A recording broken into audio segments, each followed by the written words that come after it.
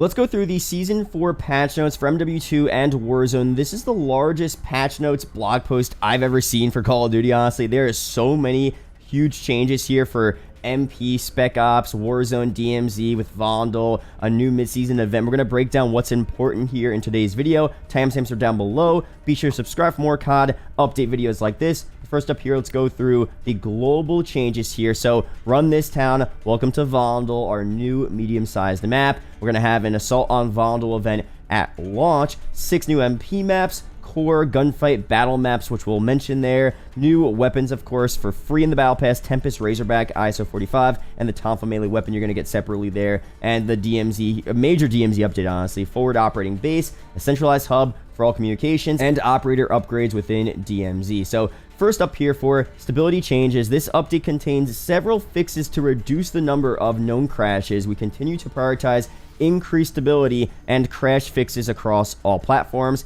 and studio teams have made meaningful progress in deploying several server-related fixes and upgrades over the last few weeks. We have seen significant performance upgrade in several areas of concern, including crashes. We remain committed to tracking and pursuing these issues and will continue to share progress. So great stuff there. Fixing crashes and stuff like that, server-related issues, is a big deal.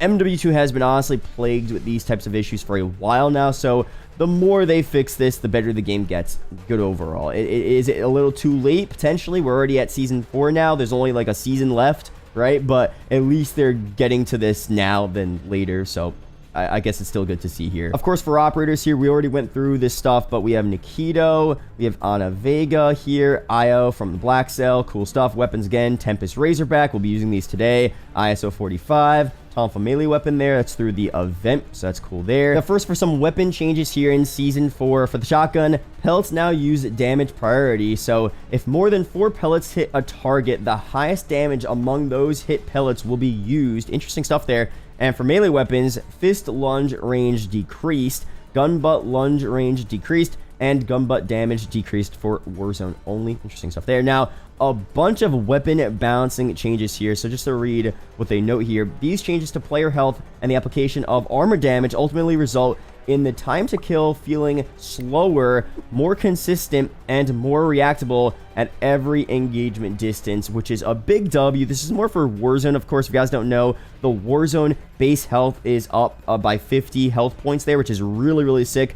A slightly slower TTK. A lot better, in my opinion, for Warzone. But, of course, a lot of these changes are for, MW2 MP as well. And it'll say if it's for Warzone only, as you'll see there. While a select few weapons are listed below, it is important to note that most weapons will see their effectiveness altered as a result of the change to armor damage. For now, we will be retiring the term armor damage, and any future changes that are Warzone specific will be followed by Warzone only. So, you'll know if it's a Warzone only or for the entire game. So, for battle rifles here first, Cronin Squall, full auto, bullets to kill increased by 2, maximum damage increased, and minimum damage added, all for Warzone only. For the semi-auto there, bullets to kill increased by 1, maximum damage decreased, and minimum damage increased. Cool stuff there. So all again for Warzone. For shotguns here, the Bryson 800, minimum damage decreased for Warzone, and for the entire game here, head multiplier increased, neck multiplier increased, upper torso multiplier increased, arm multipliers increased, and the leg multipliers increased. So slight buff there, pretty interesting. Bryson 890, minimum damage decreased for Warzone. Now for the entire game, head multiplier increased, neck multiplier, upper torso, arm, leg multipliers all increased as well. Expedite 12, minimum damage added for Warzone, and leg multipliers increased there. KV broadside, mid damage decrease. That makes complete sense there. The broadside has always been good despite all of the nerfs it's seen. It's still good, so we're getting another slight nerf there, which honestly makes sense. Lockwood 300, minimum damage decreased for Warzone for the entire game. Head multiplier, neck multiplier, upper torso, arm, leg, all increased there. Hip to ADS spread transition speed increased, which is interesting. Becomes accurate faster after aiming down sights. That's interesting. Mid damage ranges increased as well, and mid damage decreased slightly. So mostly it seems like a buff there. Pretty interesting. For SMGs here, for the Fennec 45, bullets to kill decreased by 1 for Warzone only. Attachments here, FTAC-Seige Akimbo, FTAC-Seige new, which we'll definitely test out. That is unreal. That's like some MW2 2009 OP stuff that they got a patch, but they're adding it instead. I mean, they don't even care anymore. So, unlock through in-game challenge, 25 hit fire operator kills with the FTAC-Seige, which is very easy, and you'll get an Akimbo FTAC-Seige. I can't imagine how crazy that's going to be, so we'll definitely check that out. We have a cast-off 74U, new KSTV 17 barrel, added to cast-off 74U progression, replaces 545 tracer at level 9. Players who have progressed beyond this level will have it retroactively granted to their account, so you're not really unlocking this. If you got it already, you'll just get it replaced there, which is interesting. And for the KV broadside, 12-gauge Dragon's Breath, close range damage increased slightly. Interesting stuff there. For some bug fixes here, fix an issue with the SZ Aggressor IR optic where its ADS penalty was higher than intended. Fix an issue with the 12-gauge Dragon's Breath residual damage where it would be counted as a headshot for scoring. Fix an issue that caused death effects to intermittently occur on incorrect bodies. Fix numerous incorrect attachment unlock criteria. Fix issue where in-game challenge completed overlay for the KL40 M2 drill underbarrel attachment showed a placeholder name. Fix issue causing the .300 BLK overpressured plus P ammunition to remain locked without unlock requirements. Very specific fixes here. I've never seen any of these personally. And finally, fix an issue where bipod attachments were not blocked on some weapons when using the canted iron sights. So again, for events here, we have the Assault on Vondel event. Your mission is to fight back against Nikito's clandestine army and reclaim the city in our seasonal event. The Assault on Vondel begins at the launch of Season 4, so right now, and goes through July 7th, which is probably going to be around the Season 4 Reloaded update. Earn rewards through 2 types of challenges during the event. So you're going to get rewards through community challenges. All players must work together to gather medals through classic challenges,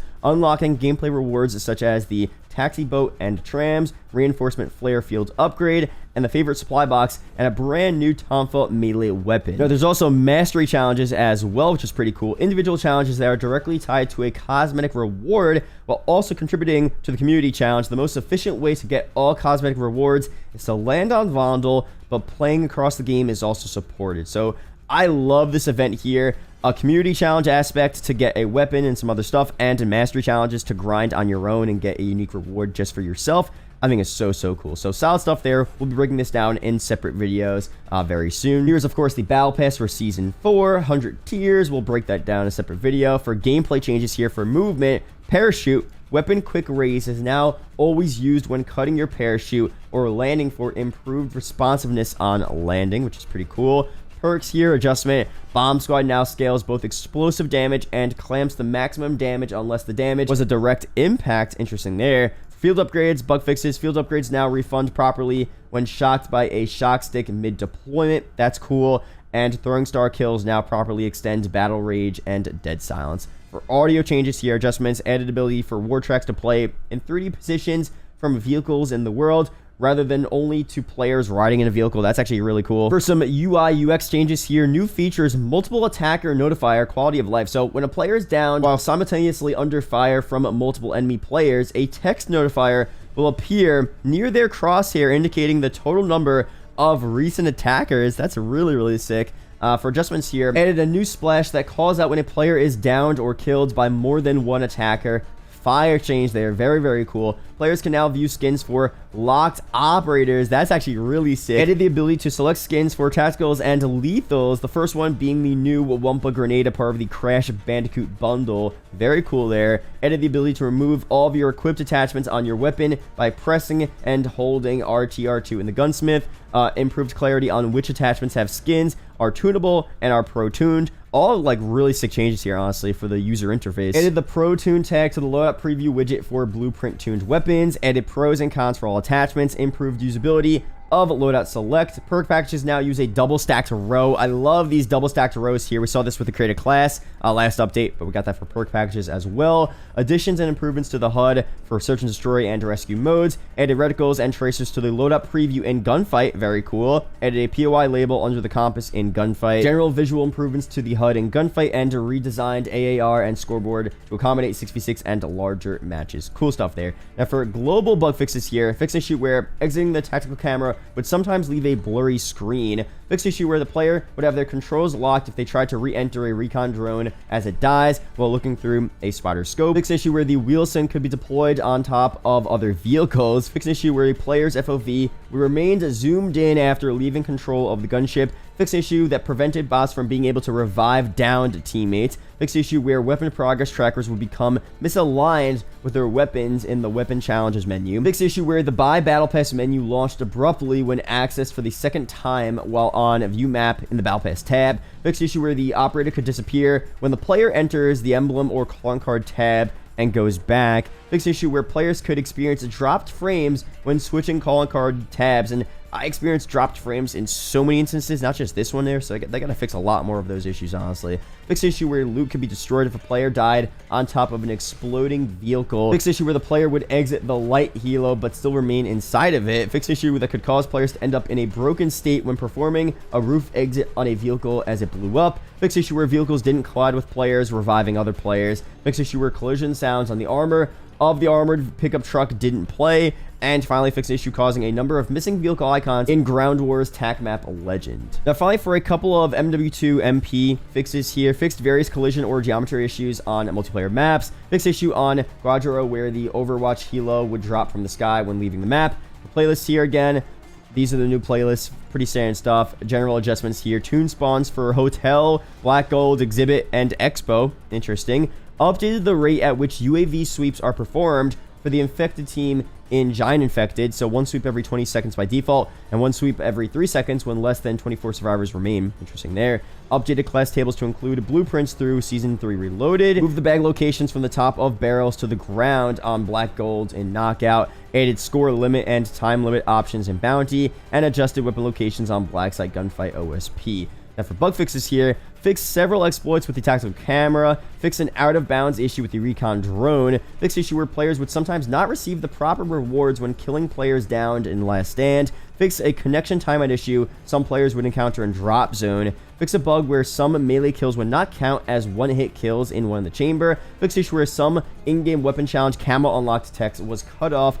and did not include the weapon name. I've actually seen that before. And finally, fixed an issue in private matches where the player could not earn kill streaks properly with the retained streaks on death and persistent streak progress options turned on. So overall, those are the major bug fixes, weapon tuning changes for the overall game, which includes MW2 and Warzone overall. I'll break down separate specific changes for like DMZ and stuff like that in different videos, but again, this video was more of an overview of the main important major patch note changes to the user interface, all that good stuff like we talked about. Let me know down below if you want to cover anything else in specific. Again, be sure to subscribe for more COD update videos like this. Shout out to YouTube channel members as always, and I'll see you guys in the next one. Peace out, guys.